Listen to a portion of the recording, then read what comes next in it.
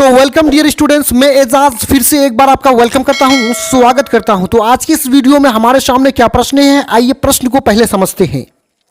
तो देखिए यहां पे क्वेश्चन है 1929 ईस्वी के आर्थिक संकट के कारण और परिणाम को स्पष्ट करें। यानी सिंपल सा है कि 1929 ईस्वी में पूरे विश्व में जो आर्थिक संकट आया था पूरे दुनिया में, उस आर्थिक संकट का आने का कारण क्या था, रीजन क्या था, वजह क्या था, इसको बताना है।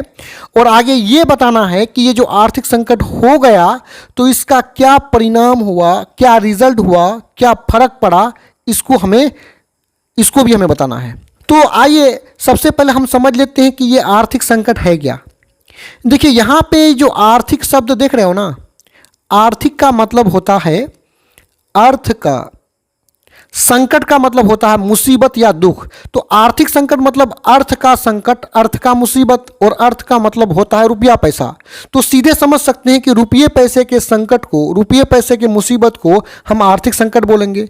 यानी ये हुआ जब लोगों के पास रुपया का कमी हो जाए या जब लोगों के पास रुपया नहीं रहे तो उसी को आर्थिक संकट बोलेंगे। यानी रुपये से संबंधित संकट को ही आर्थिक संकट बोलेंगे, जो कि 1929 ईस्वी में हुआ था।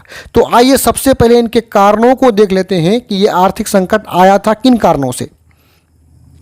तो देखिए यहाँ उत्तर में देखिए 1929 ईस्वी के आर्थिक संकट के कारण। तो इनके कारण क्या था, सबसे पहला कारण को यहाँ पे देखिए एक नंबर में, नई तकनीकी प्रगति। प्रगति का मतलब होता है तरक्की करना, और तकनीकी का मतलब होता है टेक्नोलॉजिकल। तकनीकी मतलब तकनीक का मतलब होता है टेक्नोलॉजी। यानी टेक्नोलॉजी के क्षेत्र में जो हम लोग प्रगति किए हैं, तरक्की किए हैं, तो उससे उत्पादन में तो भारी वृद्धि हुई। उत्पादन मतलब किसी वस्तु को बनाने में वृद्धि हुई। यानी पहले जितने वस्तुओं को हम फैक्ट्री में उत्पादन करते थे उससे ज़्यादा वस्तुओं का उत्पादन करने लगे। किसान खेतों में जितना अनाजों का उत्पादन करते थे उससे ज़्यादा अनाजों का उत्पादन करने लगे। यानी उसमें वृद्धि हुई, बढ़ोतरी हुई। बढ़ोतरी तो हुई उत्पादन में, लेकिन क्या होता है, लेकिन उत्पादित वस्तुओं का, यानी जो वस्तुओं का उत्पादन किए बनाए, उत्पादित वस्तुओं का खरीदार बहुत कम थे, जिससे वस्तुओं के मूल्य में कमी आई। जब किसी वस्तुओं को खरीदने वाला कम रहेगा ना, तो उस वस्तु का मूल्य जरूर घटने लगेगा, कमी होने लगेगा। जब वस्तुओं के मूल्य में कमी होगा तो जो उसको उत्पादन करेगा उसको क्या, घाटा लग जाएगा, जिससे क्या होगा, आर्थिक संकट आने लगेगा। तो इससे भी आर्थिक संकट आया था। अब आगे क्या कारण थे, आइए उनको भी समझते हैं। दूसरा कारण है कृषि उत्पादन। देखिए यहां पे होगा कृषि उत्पाद होगा, उत्पादन नहीं होगा। कृषि उत्पाद मतलब कृषि से, खेती से जिस वस्तु का उत्पादन करेंगे, जैसे गेहूं, चावल, जो है ये क्या है, कृषि उत्पाद है, क्योंकि खेती से इसको कृषि से उत्पादन करते हैं।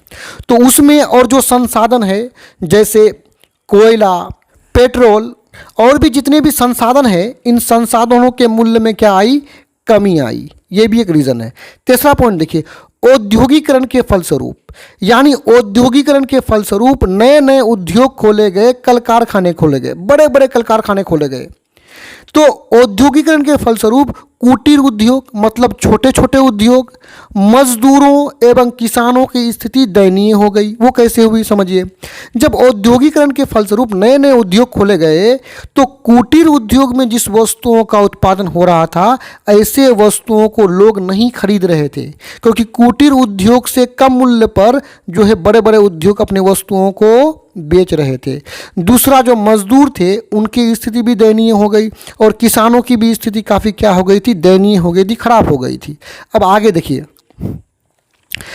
अमेरिका को, चारवां पॉइंट में है कि अमेरिका को संकट के संकेत मिलते ही, अमेरिका को जब पता चला कि संकट आने वाला है, मुसीबत आने वाला है, तो इनके संकेत मिलते ही उसके द्वारा, यानी अमेरिका के द्वारा यूरोपीय देशों को दिया गया कर्ज वापस मांगने लगे। यानी अमेरिका जो कर्ज जो कर्ज यूरोपीय देशों को दिए थे, यूरोप के देशों को दिए थे। यूरोप एक बड़ा महाद्वीप है, इसमें बहुत सारे देश आते हैं।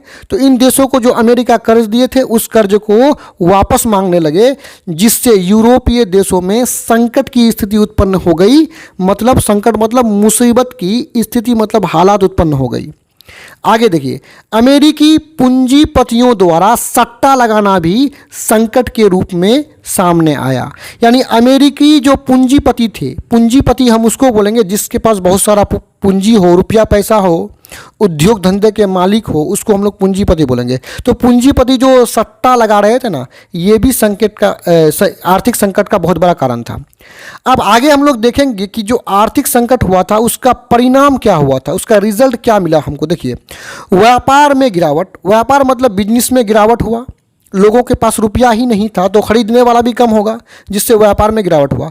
अगला पॉइंट में देखिए, कृषि उत्पादों के मूल्य, यानी कृषि मतलब खेतों से जो, कृषि से जो वस्तुओं का उत्पादन करते हैं, गेहूं, चावल, मक्का, इसको कृषि उत्पाद बोलेंगे। तो उसके मूल्य में कमी आई, उसके कीमत में कमी आई। आगे हुआ कि किसानों की स्थिति काफ़ी दयनीय हो गई, काफ़ी खराब हो गई। लास्टवा पॉइंट में है बेरोजगारी, मतलब काम करने वाले लोगों की संख्या बढ़ने लगे, ऐसे लोगों को काम धंधा नहीं मिल रहा था। भूखमरी, लोग भूख से मर रहे थे। गरीबी आदि बहुत बढ़ गई। तो ये परिणाम हुए आर्थिक संकट के। तो यहाँ पे ये वीडियो समाप्त होता है। मैं उम्मीद करता हूँ वीडियो आपको समझ में आया होगा। धन्यवाद।